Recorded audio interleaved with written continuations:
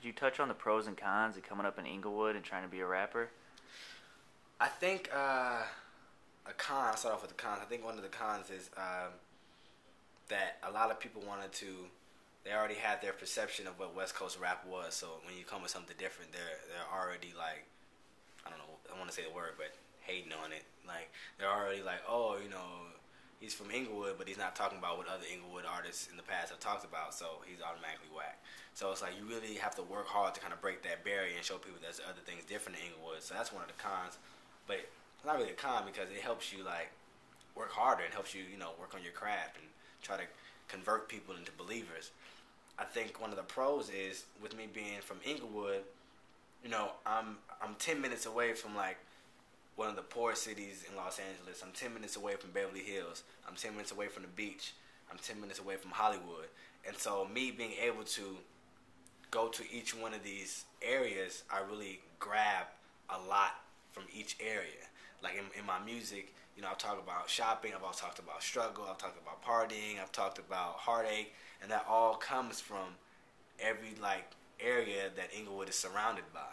And I'm not just like in one area where you have to like only talk about what, if I lived in the suburbs, I can only talk about, me being a suburban kid and that's it. But Inglewood, like I'm really 10 minutes away from every end of the spectrum, so that's like a big plus. Yeah, and I wanted to talk about your music because you put so much emotion in it. Like you talk about your mom, your dad, your love life. Like, what are you going to be talking about in your next record? Is there anything left, like personal-wise, or did you like spill it all already? I think that when people make like their first big project, their first debut project, you write that project. It takes you your entire life to write that first project, and so that's everything that happened to me for my 22 years.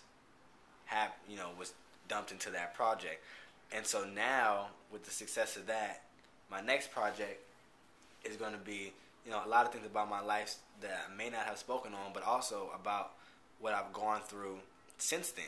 Like it all has, it never is a cakewalk. And so, I've gotten, critical acclaim and success with it, whatever, but there's still like those people who, like I said before, who aren't believers. There are always going to be doubters, and as long as there's doubters, then there's always something to talk about. There's always a reason to keep going. I recently, my dad passed away about a month ago, so that was kind of crazy to me because like we didn't have like the closest relationship because my mom raised me. My dad would come around when he could, but when he passed away, I kind of wish I got the opportunity to ask him a bunch of questions as to why he did some of the things he did or why he didn't do some of the things that I would have liked him to do. And a lot of people know that I'm the second or a junior, so I was his next of kin because I'm my only son. So I had to actually sign the death certificate, and I'm signing death certificate, and under deceased is my name because we have the same name. So that was crazy to me. So it's just a lot of things that's happened post the album that I'm really going to be able to touch on in the next project. Definitely. Yeah, I saw you on Twitter talking about how you had to go to Atlanta for that. Yeah. So, sorry to hear about that, man. Oh, thank you. And talking about your Twitter, I noticed you've been saying a lot of stuff talking about your planes being delayed and where you're at. Like, how are you using Twitter? Like, who are you talking to, and like, what do you think about it? I love Twitter because I get to update people about things that are going on with me personally and business wise. I think that a lot of artists, we tend to not have our personal lives out there, and I'm kind of reserved on certain things, but for the most part, I just speak my mind. I kind of just speak on whatever's happening because that's what my music is about. I write about personal experiences, and I think that's what people relate to. Like you said, I wrote about my mom, my dad, my grandmother. I wrote about having my heart broken. I've written about everything being doubted, and I think that all these things are something that we can all relate to. So I just really want to be a relatable artist, someone that they don't feel like, oh, this person this and that, I can never relate to him, so it's hard for me to even talk to him when I see him. So with Twitter, I just really want to show everybody hey, I do music, I may be doing shows wherever, but we're all people. We're all on the same plane. So everything you talk about, I talk about. So I try to at reply as many people as possible. And I like to keep people updated with what's going on. And it's really been great. Like Twitter is really a great website. I hated on it for a long time. Like, yo, I'm never gonna get on Twitter, man. I'm never gonna get on Twitter. And then I see myself like updating like 7-8 times a day. It's crazy. Yeah, a lot of people say the same thing. Yeah. So I heard you say that you produced some of the album while watching movies on mute, just like scoring them. Yeah. It's like a really sick concept. Like, how'd you come up with that idea, or why'd you start trying that? What happened is that I used to always watch TV on mute when I was a kid because my mom was like a single mom, and she would work all the time. And it was a point when I was a kid where we used to share a room, and before we moved into our house or whatever. So she would always be tired and be asleep, and I would want to watch TV because I'm up. So I would watch it on mute, not to wake her up. And then as I grew up, that just became like a habit. I would always watch TV on mute. My friends would come over to my house and like be like, "Yo, like, can I hear something? Like, can you turn this up a little bit?" And like, I don't even realize that it's on mute. So one day I was like making a beat, and Pursuit of Happiness was on. I was watching Pursuit of Happiness on mute, and I was making a beat, and it was the very end when he found out he had the job, and he started to cry, and he was like walking out the office into like all the people and everything with tears down his eyes, and randomly the beat that I was working on kind of fit, and I was like, yo, this would be really dope if I like try to score like some of my favorite scenes in movies, like not just even the deep ones, like one of the things that I did was like what's in the Matrix when they show up to in the first Matrix, they show up, and then the guy's like, do you have any metal items? And then they just open it, and he's like, what the? And they just started pulling out all the guns and everything like that.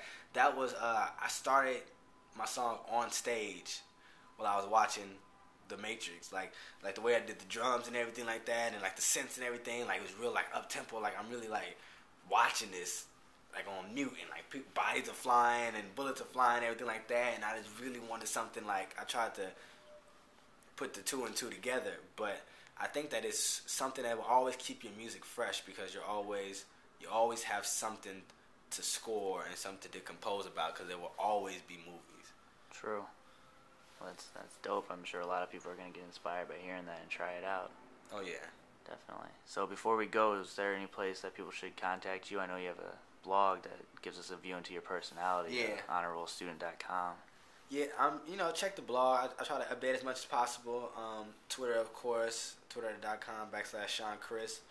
I'm really big on Facebook. I really love Facebook. I think it just really gives me a chance to connect with people. Update people on shows. Like sometimes I get added to shows really late. Sometimes, I have to cancel a show or anything like that, and it gives me a way to tell people, rather than like not knowing or figuring out that I'm not there when they're there already, whatever. So, Facebook is facebook.com/Mr. Chrystopher, and you can send messages. Follow me on Twitter, @reply me, or whatever the case may be. But however, just like I'm really big on social networking, because I really like to talk to people as much as possible, because those are the ones who listen to your music, and so that's where you get the feedback from. So if they don't like something, they'll tell you. And then it's like, okay, try something else. And if they really like something, they say, okay. Like, the biggest thing that happened was my song Heartbreaker is dropping on iTunes in a few days. And we're shooting a video for it with Ski TV, which is DJ Ski's people. And everybody in my camp was going towards another song. And I would show them, I'm like, yo, look at these Twitter messages, look at my Facebook messages. Everybody's talking about Heartbreaker. Everybody turn, everyone's talking about Heartbreaker. I go to a meeting and they say, yo, that song Heartbreaker you got. Like everybody, I'm like, yo, this is the song that we should do. And I did a show in San Francisco the other day, and when the chorus hit, everybody, they all knew the words. And when I fuck up, sometimes I admit, like they all said it, and I just looked over like, this is the one, So social networking is the shit. Damn. Definitely. All right. Well, thanks, dude. No doubt. Thank you.